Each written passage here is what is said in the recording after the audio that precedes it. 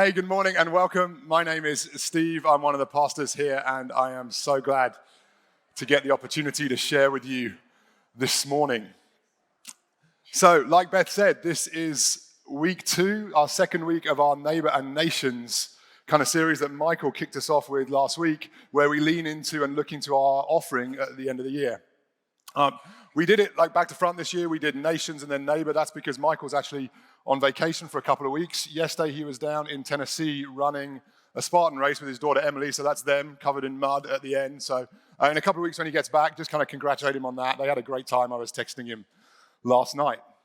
So having looked at Nations last week and the interview with Maxime and Julia from the Ukraine, today we're going to lean into neighbors. And as you can kind of see behind me, we're going to do a little panel discussion as well, where we get to hear about some of the spaces where we get to minister here in town and love our neighbors.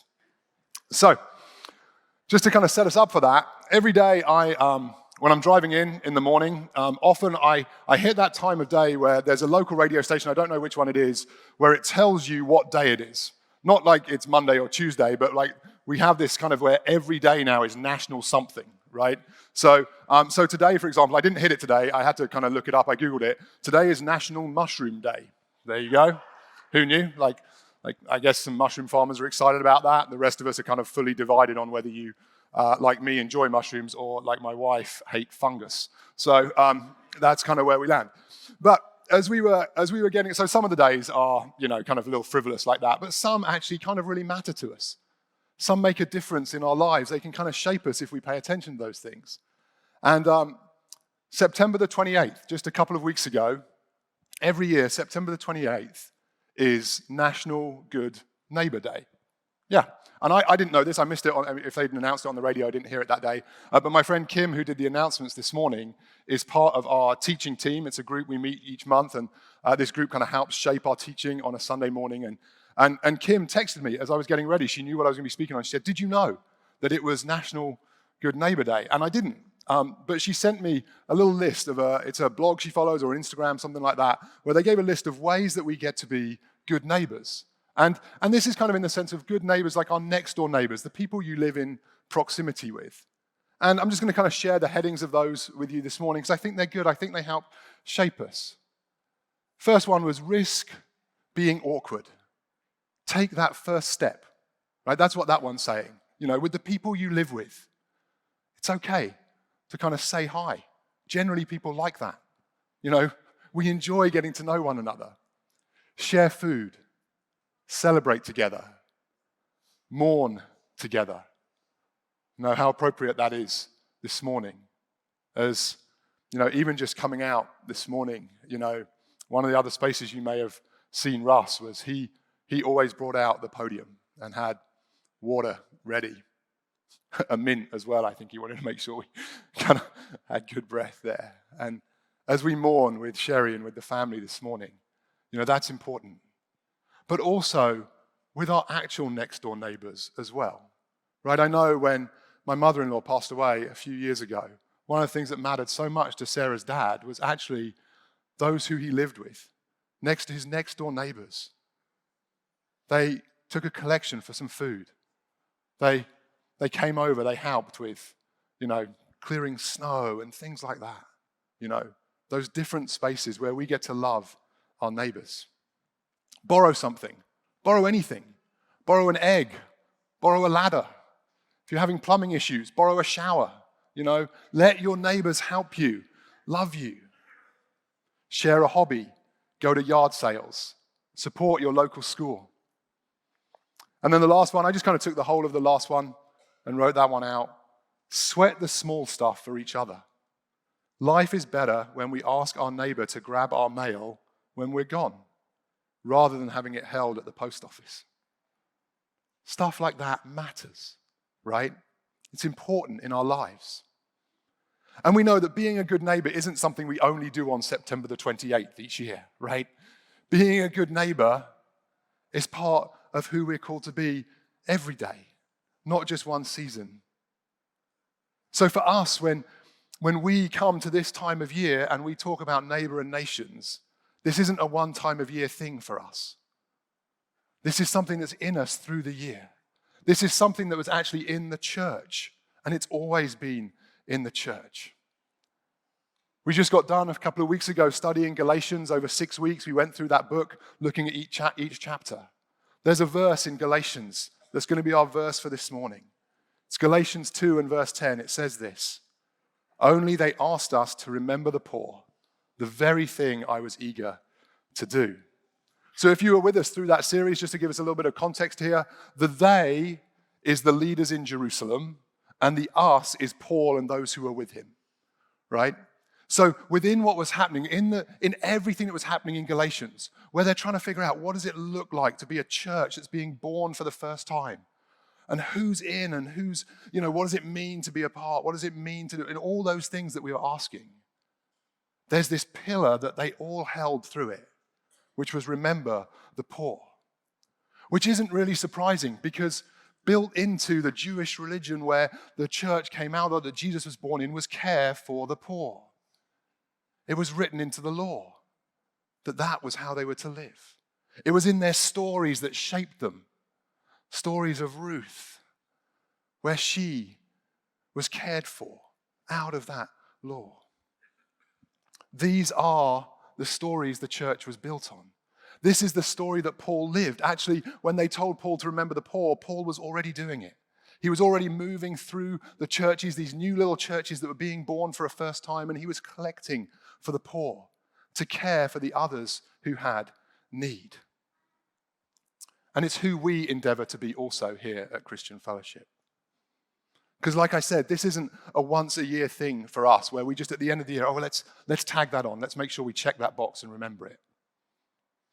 The teaching team that I talked about that Kim was a part of, we met a couple of weeks ago. And I asked them to help me prepare this message. And I said, would you do me a favor? Look back through the year through the lens of caring and remembering the poor. This is what they came up with. They remembered where we started our year. If you were with us, maybe you'll remember some of these. If not, hopefully this will give you a flavor of who we are. We started our year with a series on the church where we asked, why does it matter? And we talked about who we are and who we're called to be. And they were reminded, and Michael reminded us this last week, of our mission statement. We're here to help all people discover and develop a relationship with Jesus Christ in community, but it doesn't stop there. For the sake of neighbor and nations. That's who we are. It's baked into our very existence. After that series, we talked about prayer. Prayer, a life of participation. One of the messages I got to do it with Kim, prayer and lament, where we remember those who are suffering, who are mourning, who through life circumstances are downtrodden. We remember the poor. At Easter, we looked at how Jesus came for the love of the world, how he was for the life of the world. And we remembered that he became poor for us. That we all were in need of a Savior. We all were poor and needed one to come to us. The one after Easter was kind of a gimme for them. That was our Koinonia series, which was about fellowship together, giving, serving, sharing, hosting, considering one another, considering our neighbors. And we moved out of that into the book of Nehemiah, the good work. Remember Michael's message? They remembered the one on compassionate dissatisfaction, that phrase, where in the midst of everything that was happening, the walls were torn down, they were building the walls, but yet a need arose. And what did Nehemiah do? He paid attention to that need. Right? It wasn't like, oh, no, this other stuff is more important. We've got to get this done. And it was important. But yet, in that space, care for the poor. Reminds me of Galatians, right? In the middle of Galatians, in the New Testament, what were we saying? Everything is going on. Big questions, wrestling. What does it mean to follow Jesus in this new space, in this new time where it's open to all that we might be one in Christ? But yet, in that space, remember the poor. The Sermon on the Mount. What was Jesus' command. If someone asks you for your tunic, give them your coat as well. Be generous. Love your neighbors. And in Galatians, where we were looking at one in Christ, neither Jew nor Greek, slave or free, there is no male and female. The eradication of dominance, addressing the treatment of those who were on the margins in society. That theme of freedom that ran through.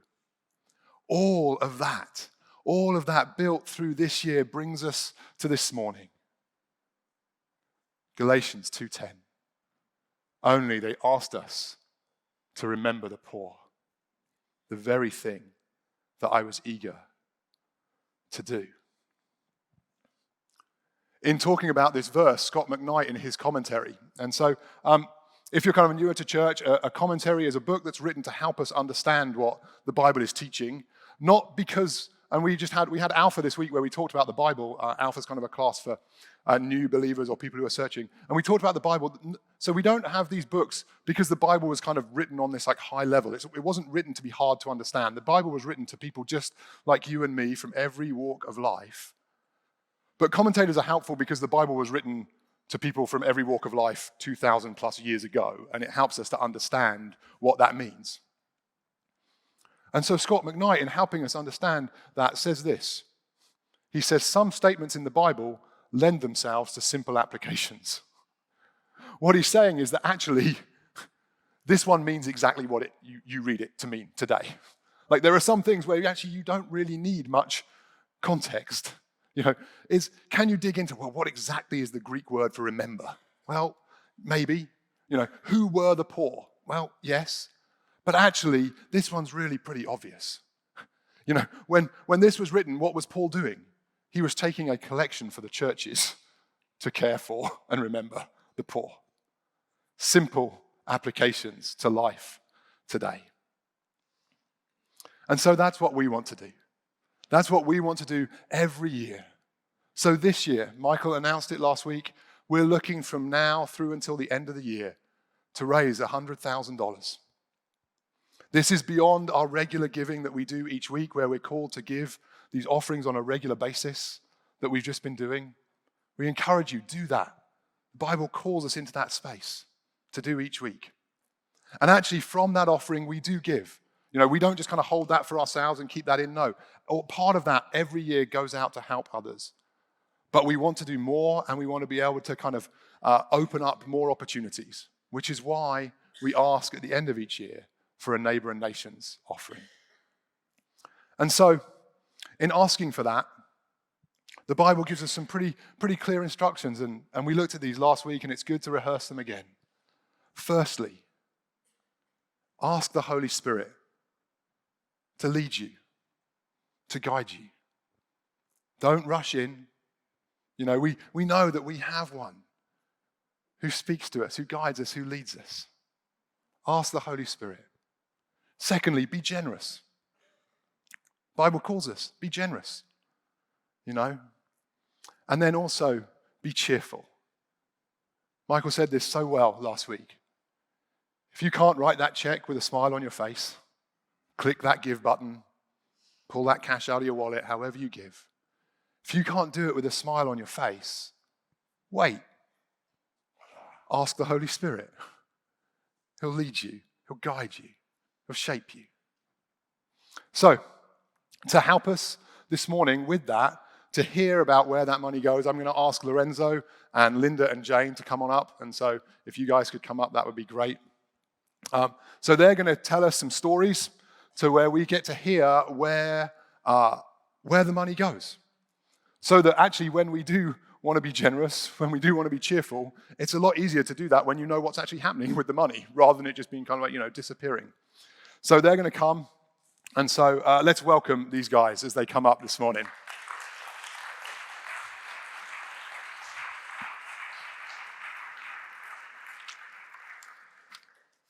So Lorenzo, who you've kind of seen on stage, Lorenzo is a family advocate with Coyote Hill. He'll kind of explain a little bit more about that later. Jane is the executive director at Love Columbia, and Linda is one of a group who helps lead our Hug a Heart group here, and you'll get to hear about Hug a Heart this morning. So, okay, well, thank you guys for joining me. Appreciate it. Yep. So we got to meet earlier this week, and we had a great conversation. It was so fun listening to these guys. So we get to do it again, and you all get to kind of listen in, talk with what we get to talk about. So I'm going to ask Jane to start. So Jane, when we look at this verse, and Jane's been connected with serving the poor here for many, many years at Fellowship. When you hear Galatians 2:10, remember the poor, tell us, what's that mean to you? Well, I think you already did a pretty good job of describing it, but what it means to me is it's just kind of an of course. This is the basic tenet of Christianity, really, and what we should all be doing as part of our faith. And it's actually this year our 25th anniversary of taking this offering. And isn't that great? Yeah. We wanted at that time to really kind of formalize what we were doing. We were certainly reading about ministering to those in need on every page, and this was our way of doing it. And in one of the sermon series that Phil did early on, he actually referred to one of those Jerusalem leaders, James, in the book of James. And this sermon has carried me for years. Phil said that the book of James was written to stir up joy and hope, particularly among those who were living outside of Jerusalem, many of whom had been dispersed due to persecution. And it was almost kind of here's what we do to let the good times roll. He said that exactly. Let's let the good times roll. Remember those good times in Jerusalem when we were ministering and there was no one in need? And he said to them, pure religion is to visit the orphan and widow in their distress. And so at that time at Christian Fellowship, we were serving at Loaves and Fishes every Friday night. There were several of us doing free prayer, door-to-door prayer ministry. We started a van ministry to bring people to church on Friday nights and Sundays. And we started making friends with so many people who were in need. And so we needed this offering to help them. And then also God was laying on people's hearts to start various ministries. And we needed this offering to fund those ministries. And things that started out of that era were Granny's House, the Center for Women's Ministries, Love Inc., now Love Columbia, City of Refuge. And we began just really seeing the joy in doing that work, but also understanding that the thing that really ministered to people was relationship. That's what had happened to all of us. We had encountered God. So in all that we did, we wanted to draw near to people. We wanted to form relationships with them and share life with them. And really that was my reason for starting Love Inc., now Love Columbia, was to create a structure for churches, for people to come alongside and serve in practical ways so that both the helper and the helped could be changed. And this year, I think Love Columbia is projected to serve 2,500 households with information, practical services, life skills coaching, material goods, financial assistance, and it looks like we'll probably engage, as we did last year, 400 volunteers. It's been amazing to see, just as you just keep putting one foot in front of the other, and really it started here at Christian Fellowship, with us taking phone calls from people in need, meeting people as we were doing free prayer, and we just see what's unfolded. I also want to mention before I pass the mic that December 3rd is National Keep a Roof Over Your Head Day. There you go. And that's one of the things we're going to celebrate in the city because there's such a housing crisis right now. You can find out more about that from Tim Davis in the lobby. That's great. You can hold your microphone, Jane. Everyone's got their own. So, Lorenzo, tell us about relationships is so important to what you do. So tell us what do you do and share about that. I'm a family advocate with Coyote Hill Foster Care Services, and that was an organization or a program started in 2020 when our ministry has been around since the early 90s, but we realized that the retention rate for foster parents for an average is only 50% in the first year or two. And that's really poor showing when we know that kids need homes. But we realized that the reason for that was due to lack of support, mainly lack of support of our foster and adoptive families. And of course, when the kids come into care, they have caseworkers, they have judges, they have lawyers and guardian ad litems and CASAs and all kinds of things for them to help their case. But the actual parents and families that are doing it were lacking support. So we started our foster care services program, and happy to say, we've licensed over 200 families, and the retention rate, I believe last I checked, has gone up to 92% of our families for Coyote Hill. So it's a really, really great thing, but we're still in our infancy. So it's still early on. We still need families. We still need support, and we have several ways that we do that. I could jump in and say, hey, there's a virtual training on November 7th to become a foster parent. And you can talk to me about that, which is great. And there's so many ways to serve, but specifically, you see that handsome little devil up there.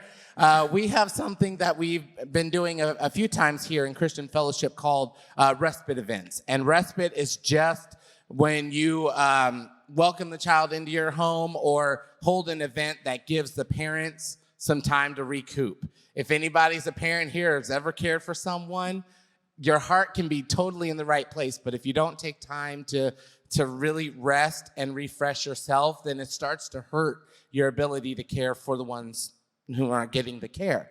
So we hold these events, and that last picture there, that young man was crying. We just had an event here a couple of weeks ago, and he was crying in one of the rooms where we were having our event here. And so I walked by, and one of the volunteers handed them to me. I said, okay, I'll take them for a while, because they were trying to manage all the rest of the kids in the room. And the foster parent was in the hallway, and he sees her, and he starts reaching and just wailing, like, I want you, come and get me. Come and get me. I know who you are. You're safe, And she looked back at me, and it's someone I happen to have a relationship with. So she looked back at me and was like, oh, I'll just bring him with me. And I looked at her and said, leave. I said, that would completely negate, contradict what we are doing here for you. You need this time. These are called tears. They're not going to hurt him. They're not going to hurt me. You can go.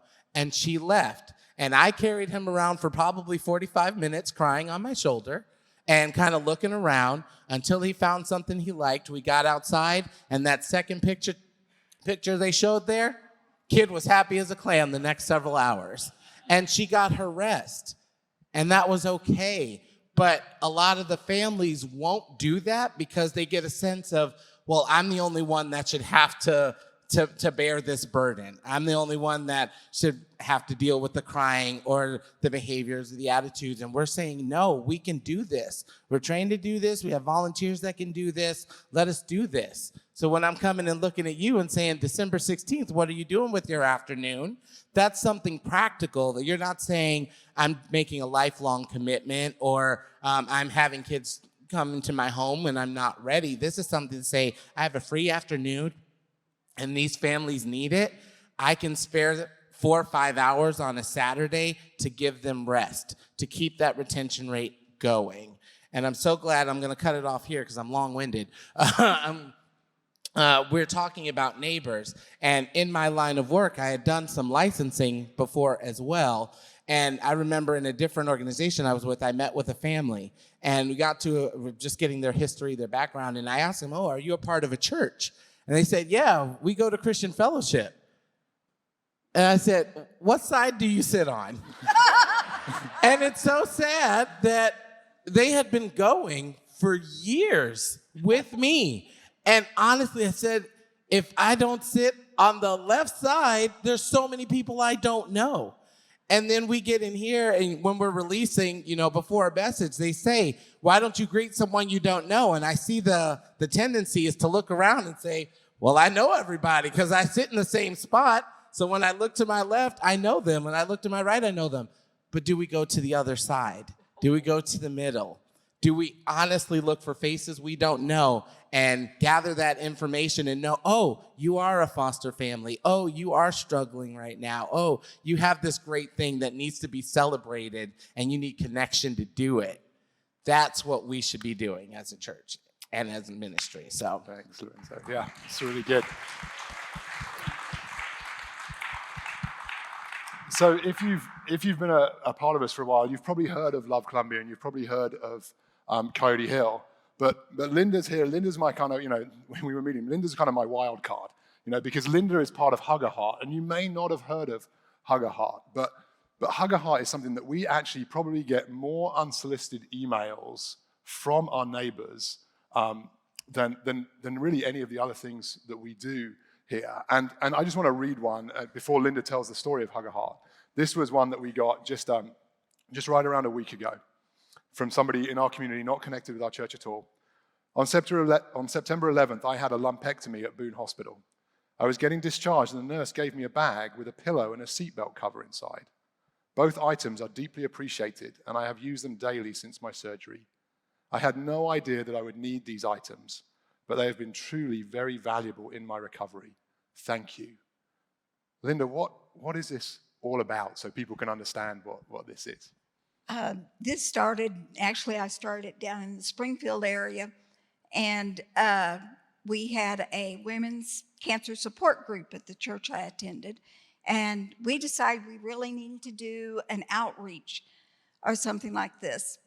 And about that time, my daughter in Florida sent me a pamphlet that had Love a Heart on it, and it told about making these hearts for cancer patients after they've had surgery. And I thought, well, shoot, I can make a heart. So I made a heart and took it to one of the hospitals down there, their cancer support navigator. And she said, oh my gosh, this is fantastic. Thank you. And so those of us that were involved in this cancer support group, we started making those. And then they asked if we'd make seatbelt covers because, well, first off, for the hearts, when you have cancer surgery or breast cancer surgery, they go under your arm. They go under your arm and to take the lymph nodes out. And so these hearts fit right under the heart. This is the kit that they are given at the hospital.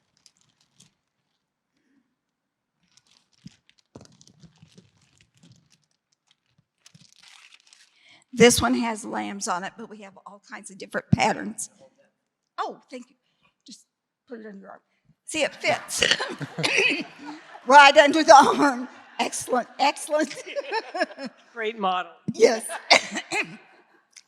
And there's a tag on it that lets them know that we have prayed for them. And this is just, once I started, it felt to me personally like this was what God wanted me to do. I've sewed since I was just a kid, and I can't sing, so my sewing machine is my joyful noise. So good, yes. And as Steve said, we received many emails, many thank you cards from recipients of these pillows. And the seatbelt covers are to protect the chest when they're riding in their car. And then if they go through chemo, it also protects where the ports go into their chest when they're riding in the car. And it just gives a little extra comfort for those. And when I moved to Columbia, I thought, well, shoot, there's people that have cancer up here too. And I had lost two very, very dear friends in the Springfield area from breast cancer. So that just reinforced my desire to do something to comfort these people. And I say people rather than women because men do get breast cancer. In fact, there was a woman that came in and donated a bunch of fabric to us because her husband had gone through breast cancer, and he had received a heart and seatbelt cover. Then the seatbelt covers made out of the scraps, and then we go one more step that I didn't bring a sample of it, but we make what we call a handy sack. And when you have major surgery, there's usually a lot of lymph built up around the area, and it needs to drain, and so they put what they call a drain bulb on you, and it just hangs. When I am a cancer survivor, not of breast cancer, but I had a drain bulb on my neck that just hung there. And so these handy sacks are made adjustable so that you put the handle or the strap around your neck, and then you can adjust the bag to where it'll hold that bulb and not be pulling against your skin. And that's also made out of the scraps. And then we're going to take it one step further. We want to use as much of this fabric as we can. And we've saved all the scraps, and we'll be making quilts, which the group hasn't decided for sure whether to give them to Coyote Hill or to the ambulances that pick up little kids that are scared half to death, or exactly what we're going to give it to. But our plan is to give it to a very needy situation so that all of the material that we use is utilized. And if anyone decides to donate fabric to us, we prefer blizzard fleece. One, because it's very forgivable when we're sewing with it. Two, because it's washable and it's soft. And three, because it's less expensive. Some of the other fleeces are hard to work with and just don't look as nice once they're done. We try to do fun colors and fun designs, like the little lambs. And we have a lot of different ones that we use each time. And the ladies that come and work, we have become very good friends, very close with each other. And you don't have to sew to do this, because we need people that stuff the pillows and the seatbelt covers, people that put the tags on, and people that put them in these bags. That the bags are how we deliver them to the doctors. And we have 2 doctors here in Columbia currently calling whenever they need supplies. Thank you so much, Linda. Yeah. So they are actually collecting blizzard fleece, but Linda says check with her first, because she'll let you know when it's on sale at Joann's, so you can get a great deal on it, right? So Jane, before we finish, why don't you just tell us like 3 really quick stories of what's been kind of happening at Love Columbia. You've talked about kind of things in general, but give us 3 quick stories before we close. Well, I think you've heard a little theme about joy. Linda talked about this was her joy. Well, at Love Columbia, we have a joy bell, an old school bell, and we celebrate successes. So I think we've got 3 slides. One is a single mom who was experiencing homelessness and was able to reset her life with her children in one of our extra mile homes. Christian Fellowship actually specifically supports one of our homes. So this is a ministry that this fund does support. And she was ringing the bell because she had secured permanent housing and was so excited. The second slide is actually our own dear Jeanette Latham with Kelly Van Doren, I believe. Jeanette is now doing financial coaching to individuals, actually at the Into Action as part of a group, men transitioning from prison and in some other way. She was a former graduate several years ago of our financial coaching program, and now she wanted to ring the joy bell because she's coaching and having amazing success. So that's exciting. Dennis is in another slide. He was able to move from homelessness to housed, and to do that, we helped him find a job. And so there's a couple people here. Lisa Buxman has just started doing housing and career coaching. You can talk with her. Rebecca Buchholz answers our phones for people calling. Christina Logston supervises our external connections and people coming for help and triaging that. We've got Tim Davis again, shameless plug, in the lobby. But what I wanted to say too is Tim also does Designed with Purpose class here. He actually does that all day at Love Columbia, but he does it here at Christian Fellowship just to help people connect the dots between their passions and their skills. Someone just came up to me today and said, I'm thinking about starting a handyman ministry. So you can see with Linda, and certainly Lorenzo has got relationship and fathering all over him, but that everybody's got something they can do. It may be, making a heart pillow, or, hammering a nail that needs to be hammered, or hugging babies and encouraging parents, but everybody here can do something. And it really is a way to be joyful, and you'll be ringing that joy bell. Yeah. That's great. Yeah, let's thank these guys. So while Lorenzo goes back to sing and Jane and Linda make their way off stage, let's talk about what we can do, right? So really practically, what can we do? First thing is we can find out more. This was just kind of a flavor of what we do here at Fellowship. So if you want to know more about most of these groups, you can find them on our serve page. So our serve page, there, it's on our website. If you scroll down on our serve page, you'll find all the ways that we connect with our neighbors, and then if you keep on going down, you'll find the way we connect with our nation. So take some time to look at that. Now, Linda's group, Hug a Heart, that's on our groups page, because we know that life kind of isn't just like divided, like this is serving and this is group, they kind of mix together. So also, there are things on our group, so kind of check out the groups page as well there, and you can find out about Hug a Heart there. And then Jane mentioned, I'll plug it as well.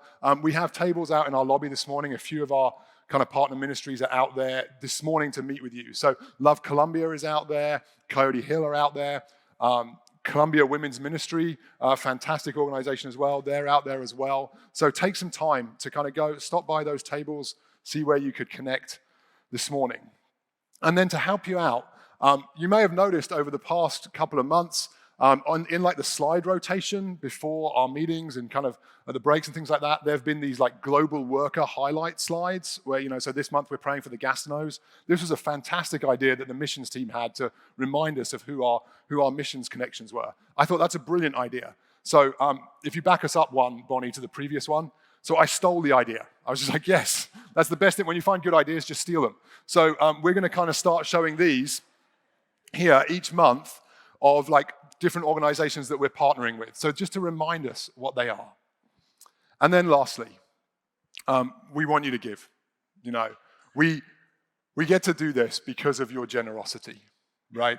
This is how we can get to do these things. We get to serve with our time. We get to give our talents, but we also get to give of our resources. We who have extra, we who have much, we get to give. We get to be generous. We get to be cheerful. Up at the front here in the seat backs in front of you, there are the envelopes. So these are our envelopes for neighbor and nations that we'll be collecting through the year. I encourage you, grab one. Take it home. If you've got a magnetic fridge, put it on your fridge so you see it. If you don't have a magnetic fridge, take some tape and tape it to your fridge, or tape it to your bathroom mirror. Do whatever so you see this and you think and you pray. There are countless lives that have been changed because of our generosity. And we want to keep on doing that. We want to, as Paul did, as the early church did, we want to hear that simple word from Galatians 2:10. What was the one thing that they were eager to do? It was to remember the poor. And then as Jane said so well, we get to do that in proximity. And we are helped as we help. We don't do this reaching down from above. We do this coming alongside, knowing that we are all one in Christ. Neither Jew nor Greek, slave nor free, male, female. We get to serve.